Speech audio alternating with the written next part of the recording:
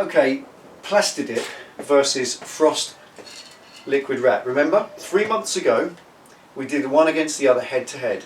So here we are 3 months on, 3,000 miles on. Let's see how they've fared. Welcome back to the Woods Garage. Okay, so just to bring you up to speed with what these things are. Plastidip is an American product. You can look it up. I haven't got the tin anymore. Plastidip is an American product developed originally for these. Come in on this, Ben. These rubber handle covers, you see where it's been liquid dipped on the end, that sort of plastic insulation you get on tools. This is what Plastidip was for. You dip the tools in it and it rubber coats them. And all they've done, the company, they quite simply thinned it right down, stuck it in aerosol cans, and they sell it in a range of different colours, and you can spray it on things. And we got some, and we sprayed it on originally on Penny's bash plate. Now, we did, as you well know, we did Penny's whole bike. We did the front, rear fenders, side panels in the Frost liquid wrap. Liquid wrap itself, as opposed to the Plastidip, this is exactly what it's supposed to be. It's a spray-on wrap vinyl. We all know that cars are getting coated with a vinyl wrap now. It's a very big industry. I won't bore you with it all. But that stuff, this stuff here, is a spray-on version of what they wrap cars with. It's a proper product specifically designed for wrapping bodywork. And it was initially designed for the hard to get areas where you can't lay the vinyl on and stretch it in. You spray it on instead. And I think this was the best out of the two. This is the results. Look on in. This is the bash plate that we put on Penny's bike. This was Plastidip. And the Plastidip itself has been, in my opinion, absolutely appalling. It's ripped off here. It's literally come free. You've got this pitting. Can you see it in the light? Yep. This kind of bumps. Can you feel that? It's like little bumps underneath it. And it's clearly free of its base. It's not gripped anymore. And it looks like there's sand or something under there. It's like little bits of grit. Underneath here, under the bike, it's literally just lifted off completely. And that is absolutely rubbish. It comes off just like sheet polythene. It hasn't stuck. Now some might argue that it wasn't prepared properly, but to be honest, it was prepared exactly the same as the frost wrap that we used on the bash plate. Now we all remember, if you've been watching the videos, remember bash plate project on the scrambler. Well, that, you can see that the water has got underneath that stuff. So for a bash plate or anything, there is your Plastidip. That's it. It's good and durable, just doesn't stick to what you spray it to. Let me show you. That's how the Plastidip did, and in my opinion that is a monumental fail. However, check this out. This is the fender, the front fender on Penny's Bonneville, and that's the Frost liquid wrap. That's the later product we used, and look at it. It's all but perfect. And this is on the same bike, done the same mileage. The bash plate was down there. Okay, agreed, it was taking all the battering from there, so let's give it like for like. If you go over there, Pam. Here's the bash plate on the scrambler. You'll remember this, big project bash plate. This is the Frost liquid wrap as well. We put it on here, as you know, 4 or 5 coats. Now there has been a little bit of twisting here, where I put the bolts in, wound them home, and they've just rotated the skin that you put on it. But having said that, this bike, Penny and I ride together, so this bike has done exactly the same mileage as the other bike, and that is absolutely perfect. It's not lifting off, it's not marked, it's not pitted, absolutely nothing. So by far and away, without any shadow of a doubt,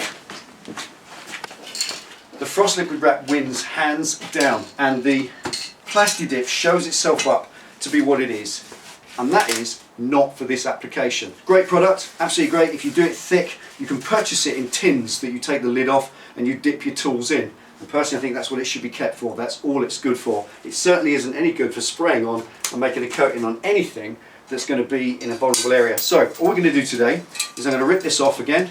I've got 1 tin of this liquid wrap left. I'm going to prepare it, and then we're going to put this back together with a proper coating of frosted with wrap, and then put it in the bag. Okay, let's get it prepped. Okay, quick bit of preparation. All I'm going to do, I'm using the scuff pad, the paintwork scuff pad. Now this doesn't go through the anodizing, but it will take every little bit of the dust and stuff off that was on there before. It'll remove every little trace of the Plastidip, because the two don't mix. One makes the other one react, and it will give it a very slightly scuffed up surface, but not enough to break through it, because anodizing is pretty tough.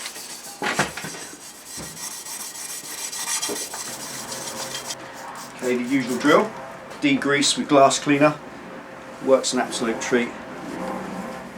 Just gets all the grease off. Wax and grease, dust, anything that's there.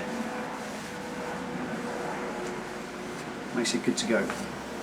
Then you get, and this is exactly the same preparation that I did on Project Bash Plate as I did on this. And this, as you saw, absolutely miserably failed. That Plastidip just peeled clean off as soon as it gets any weather or battering. And that's no good if you're going to use it anywhere other than on an indoor application, which is no good at all. Clearly this stuff is the winner. Okay, same drill as regular paint. So treat it like regular paint. Basic tack coat first of all, and then lay out 5 reasonable wet coats until it's done. Exactly the same as regular paint.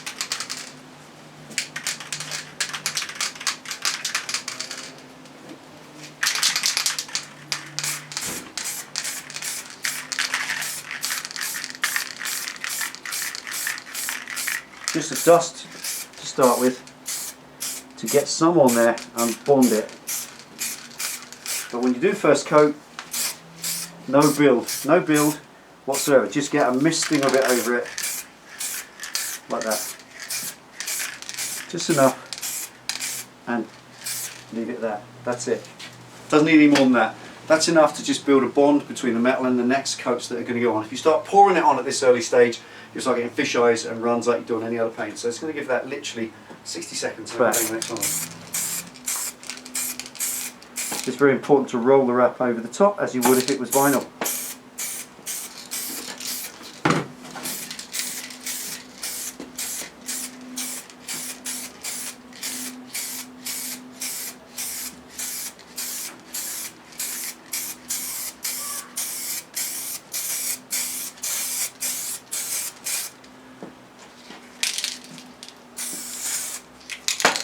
Five minutes.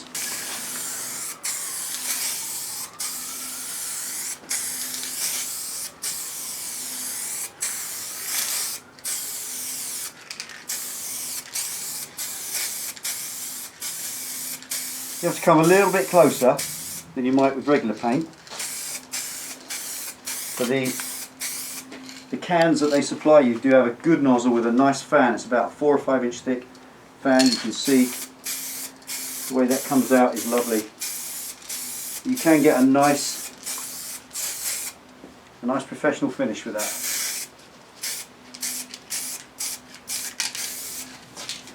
And that's what I would call the first proper thick coat.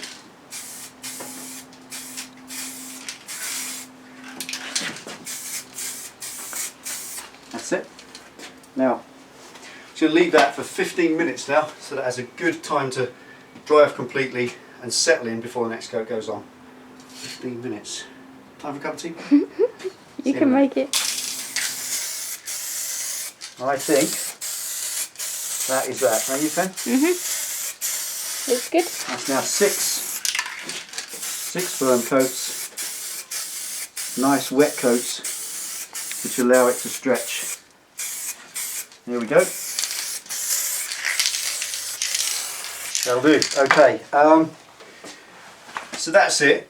6 wet coats that will now dry exactly like this. It looks like that for now. It looks like just like regular wet paint. It does look a bit stodgy. It always takes on this porridgey look. Don't worry too much about that. Don't try laying up loads more to make it float, because unlike regular paint, this stuff does not float out. No matter how much you put on, it will keep like that, and then you get problems with it running.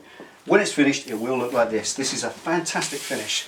Absolute smooth sheen, as we said. The Triumph dealers said that looks exactly like the black denim you get on the Harley Davidson Iron. It's got that same look. It's a little bit softer, obviously, but it is the same appearance. So that will look great. Just needs that 24 hours and it'll be fine.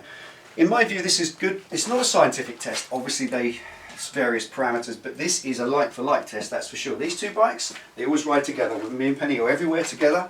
When she's riding this, I'm with her riding this. It's as simple as that. You saw what happened there. It literally just fell off. The water got underneath it, ate its way in, and it just ripped the stuff off. It's no good. It was completely inappropriate for the application.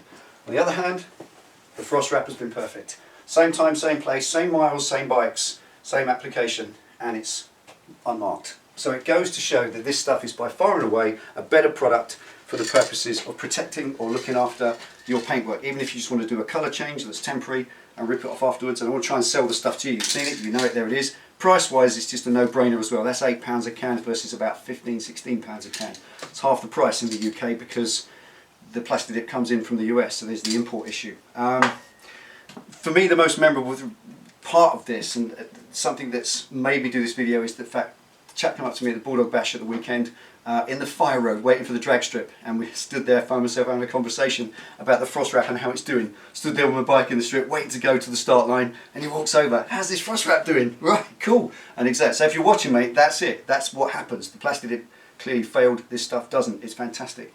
So there we are. That's, I think, a pretty comprehensive results 3 months on. And for what it's worth, the big fat old Sal Triumph Tiger, it did go down the strip. What was the times?